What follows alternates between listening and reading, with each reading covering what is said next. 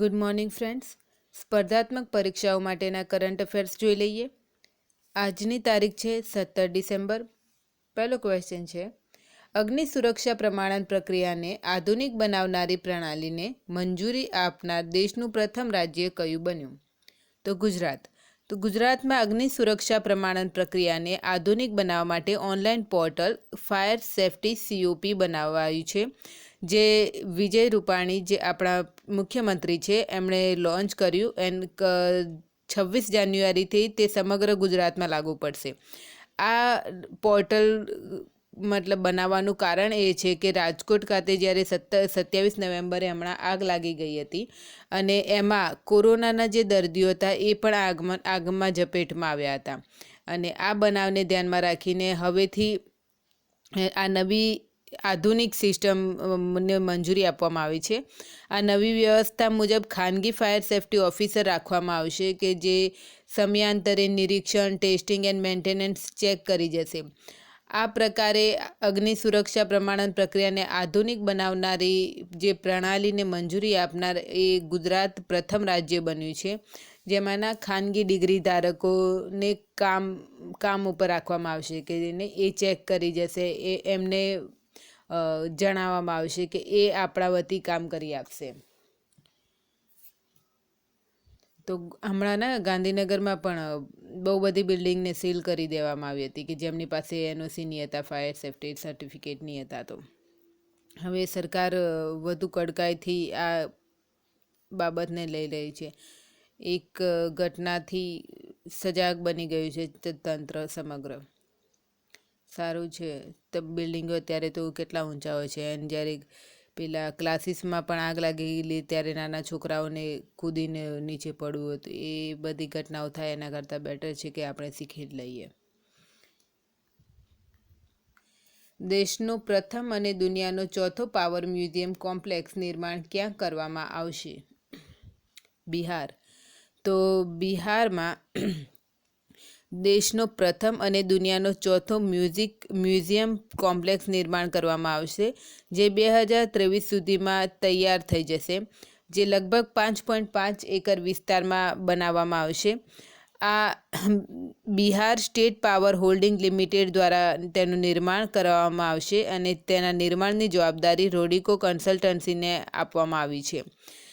એમાં શું છે કે કરબિઘિયા પાવર મ્યુઝિયમ જે છે એમાં જૂનો જે છે થર્મલ પાવર સ્ટેશન, એનું હવે રૂપાંતર કરીને એક મ્યુઝિયમ બનાવી દેવામાં આવશે કે જેની અંદર પ્રાચીન કાળથી અત્યાર સુધીના વીજળીના ઉત્પાદન અને તેના ઉપયોગના ક્રમિક રૂપને દેખાડવામાં આવશે. એક રીતે ઓપન થિયેટર હશે કે જ્યાં 3D દ્વારા પાવર જનરેશનનો પૂરો ઇતિહાસ બતાવવામાં આવશે કે પાવર સેક્ટરમાં સમયાંતરે કઈ રીતે બદલાવ આવ્યા, કેવા સાધનોનો વપરાશ કરવામાં આવતો હતો અને હાલમાં શું છે સ્થિતિ એ પ્રમાણે.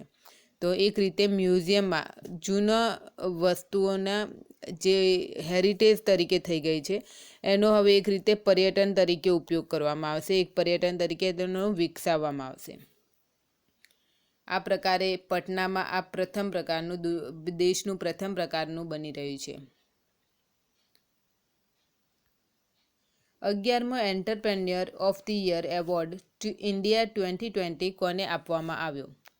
Ashraf Patel.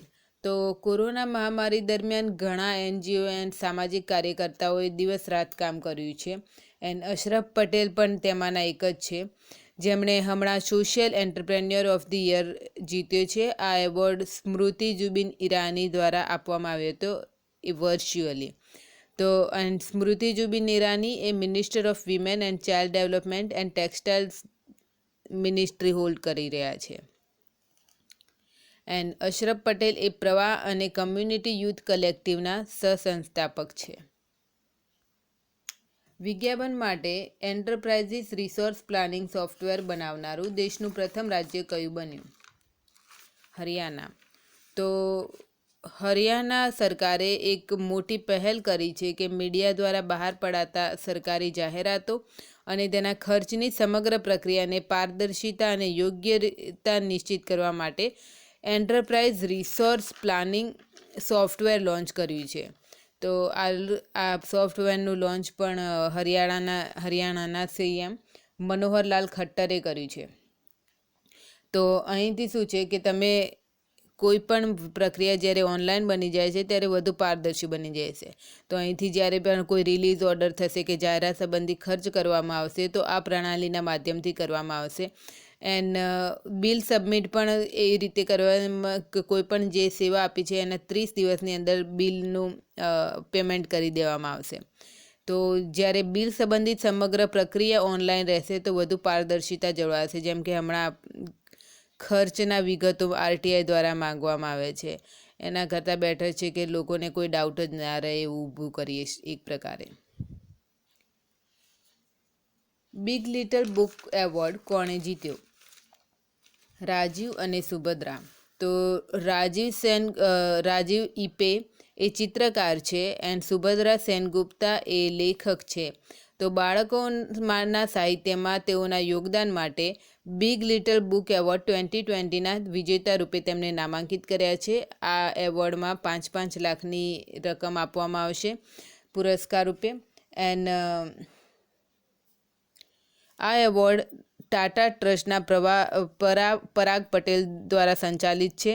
And big little book એવોર્ડના 5મા સંસ્કરણમાં આ વખતે અંગ્રેજી ભાષાને પસંદ કરવામાં આવી હતી. એમાંના દર વખતે કોઈ એક ભાષાને રેન્ડમલી પસંદ કરવામાં આવે છે.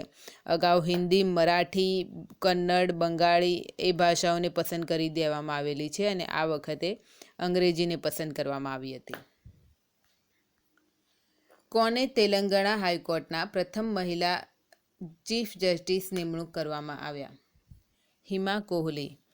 તો સુપ્રીમ કોર્ટના કોલેજિયમ દ્વારા હિમા કોહલીને તેલંગાણા હાઈકોર્ટના પ્રથમ મહિલા ચીફ જસ્ટિસ તરીકે નિમણૂક કરવામાં આવ્યા છે. સુપ્રીમ કોર્ટના કોલેજિયમ દ્વારા જે તેલંગાણાના ચીફ જસ્ટિસ તરીકે, કેમ કે દર વખતે સુપ્રીમ કોર્ટની પ્રણાલી એક જ હોય કે સુપ્રીમ કોર્ટ ઉપર, એના પછી હાઈકોર્ટ, એના પછી જિલ્લાની કોર્ટો, પછી તાલુકા કોર્ટો. તો એમાં સુપ્રીમ કોર્ટ દ્વારા હાઈકોર્ટના જજોની નિમણૂક થતી હોય એ વખતે કોલેજિયમ પ્રણાલીથી નિમણૂક થતી હોય છે. તો તેલંગાણામાં હિમા કોહલી જે અત્યારે હાલમાં દિલ્હી હાઈકોર્ટમાં જજ તરીકે કાર્યરત છે, એમને નિમણૂક કરવામાં આવ્યા છે. કયા રાજ્ય સરકાર દ્વારા રાજ્યના તમામ લોકો માટે મફત COVID-19 રસીની મંજૂરી આપી? બિહાર. તો બિહાર સરકારે રાજ્યના તમામ લોકો માટે મફત COVID-19 રસીની મંજૂરી આપી દીધી છે. બિહારના મુખ્યમંત્રી શ્રી નીતિશ કુમારની અધ્યક્ષતામાં થયેલ કેબિનેટમાં બેઠકમાં તમામ લોકોને મફત કોરોના રસી આપવાનો પ્રસ્તાવ તેમણે મંજૂર કરી દીધો છે.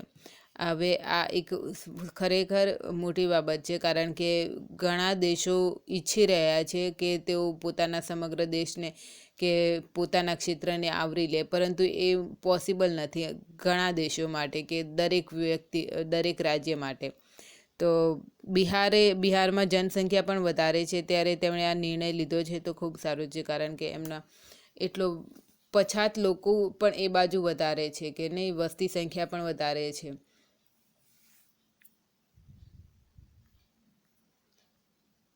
ગૃહ મંત્રાલય દ્વારા હમણાં કયા સાંસદને સુરક્ષા વાય કેટેગરી કરાઈ? સની દેઓલ. તો કેન્દ્રીય ગૃહ મંત્રાલય દ્વારા બોલિવૂડ અભિનેતા અને બીજેપી સાંસદ સની દેઓલને સુરક્ષાને વધારીને વાય કેટેગરી કરી દેવામાં આવી છે. હવે તેમની સાથે કેન્દ્રીય સુરક્ષા બળોની એક ટીમ હંમેશા સાથે રહેશે. સની દેઓલને તેમના જીવના ઉપર જોખમ હોવાને લીધે એ ધ્યાનમાં રાખીને તેમની સુરક્ષા વધારી દેવામાં આવી છે. વાય શ્રેણીઓ હેઠળ તેમની સાથે 11 જવાન અને 2 PSO રહેશે. સની દેઓલના પંજાબના ગુરદાસપુરથી બીજેપી સાંસદ છે. ઇસરોના K-Sivanને સૂર્યદત્ત ગ્રુપ ઓફ ઇન્સ્ટિટ્યૂટ દ્વારા કયો એવોર્ડ આપવામાં આવ્યો? સૂર્યભૂષણ ઇન્ટરનેશનલ એવોર્ડ. તો સૂર્યદત્તના સંસ્થાપક અધ્યક્ષ કોડિયાના નેતૃત્વમાં એક પ્રતિનિધિ મંડળે ઇસરોના બેંગ્લોરના મુખ્ય મથકની મુલાકાત લીધી હતી અને આ સન્માન ઇસરોના K-Sivanને આપવામાં આવ્યું હતું. કોર્ડિયા એ સૂર્યદત્તના 23મા સ્થાપના દિવસના અવસર પર સૂર્યદત્ત ઇન્સ્ટિટ્યૂટ ઓફ સાયન્ટિફિક રિસર્ચના ઉદ્ઘાટન સમારોહમાં પણ કે સિવનને આમંત્રિત કર્યા છે. કે સિવને ઇસરોમાં બહુ મહત્ત્વનો ફાળો આપ્યો છે, એટલે એમની કોઈ પણ બાબત છે એ અગત્યની બની રહે છે. યાદ રાખજો કયો એવોર્ડ છે? Suryabhushan international award. India post payment bank દ્વારા ડાક વિભાગ સાથે મળીને કઈ ડિજિટલ પેમેન્ટ એપ લોન્ચ કરવામાં આવી? ડાક પે. તો આ એપના માધ્યમથી ગ્રાહકોને બેન્કિંગ અને ડિજિટલ લેવડ દેવડની સુવિધા આપવામાં આવશે. આ પેમેન્ટ એપને યુપીઆઈ સાથે જોડવામાં આવ્યું છે, જેનો અર્થ એ છે કે ગ્રાહક ડાક પેના માધ્યમથી ગૂગલ પે, ફોનપે એન્ડ બીજા જે પેમેન્ટ એપ્સ છે એમની જેમ ડિજિટલ લેવડ દેવડ કરી શકે છે. ઇન્ડિયા પોસ્ટ પેમેન્ટ બેંકની સ્થાપના નરેન્દ્ર મોદી દ્વારા 1 સપ્ટેમ્બર 2018ના રોજ સંચાર મંત્રાલયમાં ટપાલ વિભાગ હેઠળ કરવામાં આવી હતી, જે 100% ભારત સરકારની ભાગીદારી છે. સામાન્ય લોકોને એક રીતે બેન્કિંગ સેવા પૂરું કરવાનું, નહીં કે પહેલાં લોકો એવું હતું કે હાથ પર રોકડ વધારે રાખતા હતા, તો દરેક માટે બેન્કિંગ સેવા ઉપલબ્ધ રહે એ માટે તેમણે ઇન્ડિયા પોસ્ટ પેમેન્ટ બેંકની શરૂઆત કરી હતી. નહીં કે નાનામાં નાના અંતરિયાળ વિસ્તારને પણ પહોંચી શકાય એ માટે. ઇન્ડિયા પોસ્ટ પેમેન્ટ દ્વારા ડાક વિભાગ સાથે મળીને ડાક પે. કયા રાજ્ય દ્વારા અમ્મા મિની ક્લિનિક યોજના શરૂ કરવામાં આવી? તમિલનાડુ. તો તમિલનાડુના મુખ્યમંત્રી કે પલાનીસ્વામી દ્વારા અમ્મા મિની ક્લિનિક યોજનાની શરૂઆત કરવામાં આવી છે, જેનો ધ્યેય જન સ્વાસ્થ્ય બુનિયાદી માળખાને મજબૂત બનાવવાનો છે. મુખ્યમંત્રી કે પલાનીસ્વામીએ 14 ડિસેમ્બરના રોજ 3 મિની ક્લિનિકનું ઉદ્ઘાટન કર્યું હતું. ચેન્નઈના 3 જુદા જુદા જે વિસ્તારોમાં ક્લિનિકોનું ઉદ્ઘાટન કરવામાં આવ્યું, એમાં મુખ્યમંત્રીએ જણાવ્યું કે નહીં, પ્રત્યેક ક્લિનિક એક ડૉક્ટર, એક નર્સ અને એક સ્વાસ્થ્ય સહાયક રહેશે. અને જે વિસ્તારોમાં આ ક્લિનિક ખોલવામાં આવ્યા છે ત્યાં મોટી સંખ્યામાં ગરીબો વસે છે. એટલે કે આ યોજના હેઠળ સમગ્ર તમિલનાડુમાં 2000 ક્લિનિક ખોલવામાં આવશે અને એ જગ્યાએ ખોલવામાં આવશે જ્યાં પ્રાથમિક સ્વાસ્થ્ય સુવિધા કેન્દ્રની સુવિધાઓ નથી. આ ક્લિનિકમાં એક દવાનો સ્ટોર પણ રહેશે અને સામાન્ય ઓપરેશનના ઉપકરણ પણ રહેશે, સામાન્ય ઓપરેશનના. તો આ ક્લિનિકનો મુખ્ય ધ્યેય એ સાધારણ વ્યક્તિને બીમારી કે ઇલાજ માટે જે ખાનગી ડૉક્ટર પાસે કે હોસ્પિટલોમાં જઈને દવાઓ કરાવવી પડે છે, મોટા ખર્ચા થઈ જાય છે, એનાથી મુક્તિ અપાવવાનો છે, જેનાથી ગરીબો ઉપરનો એક પ્રકારે આર્થિક બોજો હળવો કરી શકાશે. એન્ડ તમિલનાડુ સરકારનું કહેવું છે કે તેઓ 2 કે 3 અઠવાડિયામાં તમામ 2000 ક્લિનિકો શરૂ કરી દેશે. કોરોનાના સમયમાં જ્યારે નહીં, ખરેખર અત્યારે બધા ગભરાય છે કે ડૉક્ટર પાસે જવું અને મોટું બિલ આવી જાય, એ વખતે તમિલનાડુ સરકાર દ્વારા સારી પહેલ છે. વર્ષ 2021ના ગણતંત્ર દિવસ પરેડમાં મુખ્ય મહેમાન કોણ રહેશે? બ્રિટનના પ્રધાનમંત્રી. કોણ છે? Boris Johnson. તો આવતા વર્ષે ગણતંત્ર દિવસ પરેડમાં મુખ્ય મહેમાન બ્રિટનના પ્રધાનમંત્રી બોરિસ જોન્સન રહેશે. બ્રિટનના પ્રધાનમંત્રી બોરિસ જોન્સન 2021માં ભારતના ગણતંત્ર સમારોહના મુખ્ય મહેમાન બનશે, જેની જાણકારી બ્રિટનના વિદેશ મંત્રી ડોમિનિક રાવે આપતા જણાવ્યું કે ભારતનું નિમંત્રણ તેમણે સ્વીકારી લીધું છે. હમણાં જે બ્રિટનના વિદેશ મંત્રી ડોમિનિક રાવ છે એ ભારતની મુલાકાતે આવેલા છે 4-5 દિવસ માટેની, અને એમણે વિદેશ મંત્રી ભારતના જયશંકર સાથે મુલાકાત કરી હતી અને એમણે વેપાર, સ્વાસ્થ્ય, પર્યાવરણ, શિક્ષણ અને રક્ષા જેવા ક્ષેત્રોમાં સહયોગ વધારવા પણ ચર્ચા કરી હતી.